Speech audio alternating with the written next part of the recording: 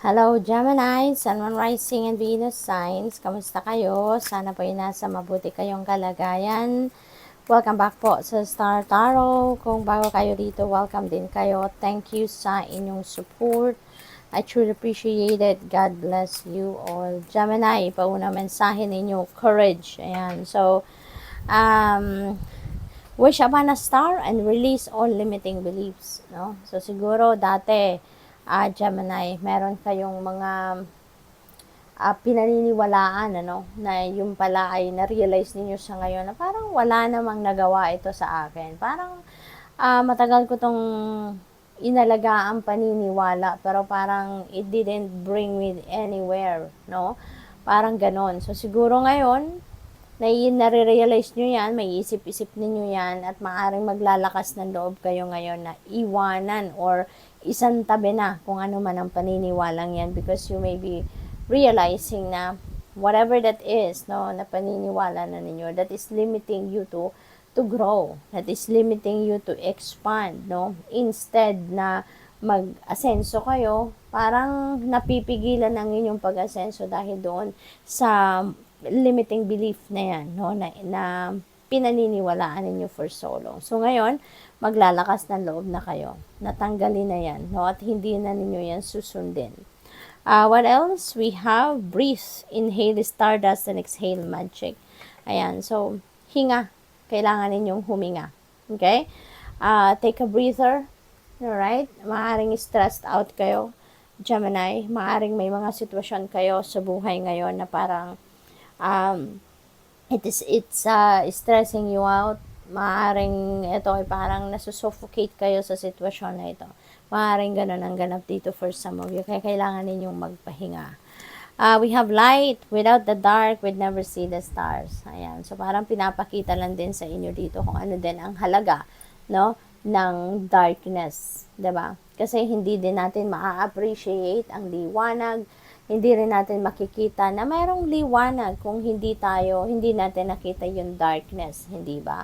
Kung hindi tayo minsan nag-fail sa buhay natin, hindi natin maa-appreciate yung sipag, tiyaga, at pagsisikap, perseverance natin na ginawa para tayo ay magtagumpay. Para malagpasan natin ang kung ano man ang problema, ano man ang difficult situation na pinagdaanan natin, hindi ba?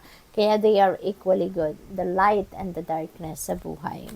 We have new horizons, old ways won't open new doors. That's very true. Parang related din ito dito, no? Sa limiting beliefs na yan.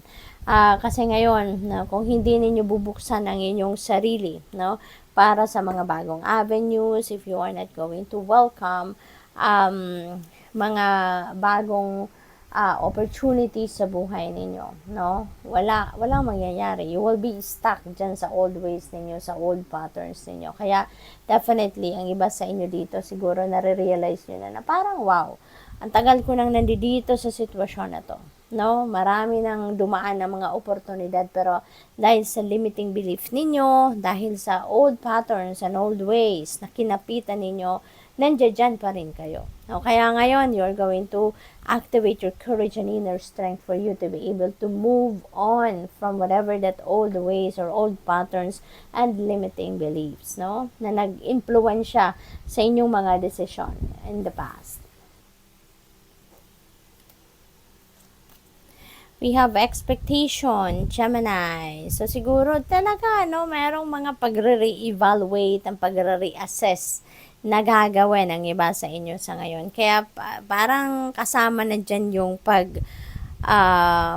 pag-check ninyo sa sarili ninyo kung na-meet nyo na ba yung mga expectations ninyo. Na meron na bang natupad kayo, no, sa mga ine-expect ninyo sa inyong mga sitwasyon or sa inyong mga ginawa, no? Marriage, some of you siguro ikakasal, mag-aasawa na, leveling up your commitment with your person in marriage. Possible din na ang iba sa inyo dito, hindi ito marriage, romantic marriage, baka dito ay baka meron kayong business venture na gagawa and you're going to commit, no, in a business partnership, or Baka meron kayong attendang kasalan. Possible na ganun din. Baka maiimbitahan kayo sa isang kasalan. What else? We have distant horizons. Yan. So, siguro malayo, no? Baka yung kasalang ito, whether kayo man ang ikakasal or kayo ay may pupuntahang kasalan, this could be a destination wedding. Maaari din na ito ay kailangan nyo pa talaga mag-travel. Baka mag-abroad pa, no? Baka sa ibang bansa pa ang kasalang ito. So, possible na ganon. Or baka, yung related ito, no? Dito sa pag-iisip ninyo, no? Baka mumuni-muni ninyo, pag ninilay-nilay ninyo, malayo ang nararating, no? Yung mental travel ninyo, baka malayo ang nararating. Maaring ganon. What else? We have, wow, napakaganda, Gemini. This is sudden wealth.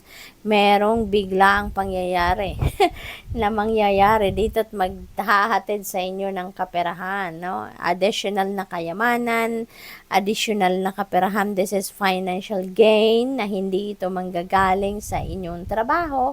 Hindi ito bunga ng inyong pagsisikap, kumbaga. So, this is definitely a windfall of money coming your way. No, maaring winning ito, baka panalo ito, no, sa mga game of chance na paparating.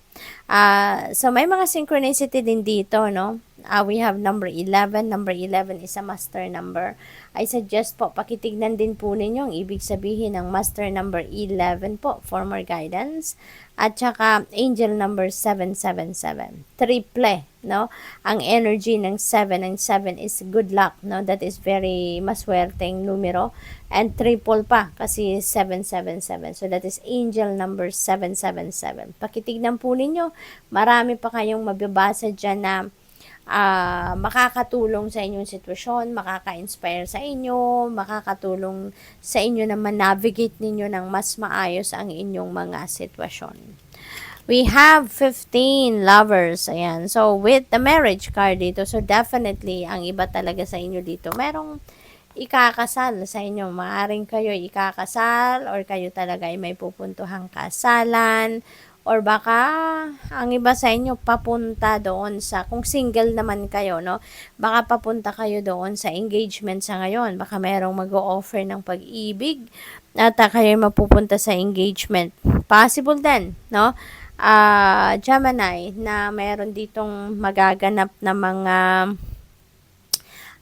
pag-angat, no, ng inyong relationship, pag-develop at pag-level up ng inyong mga commitment. Baka from ligawan to magiging official na magkarelasyon, from magjowa to baka mag-engage na or magpapakasal na talaga. So, good luck. Thank you for watching. Love and light. Namaste.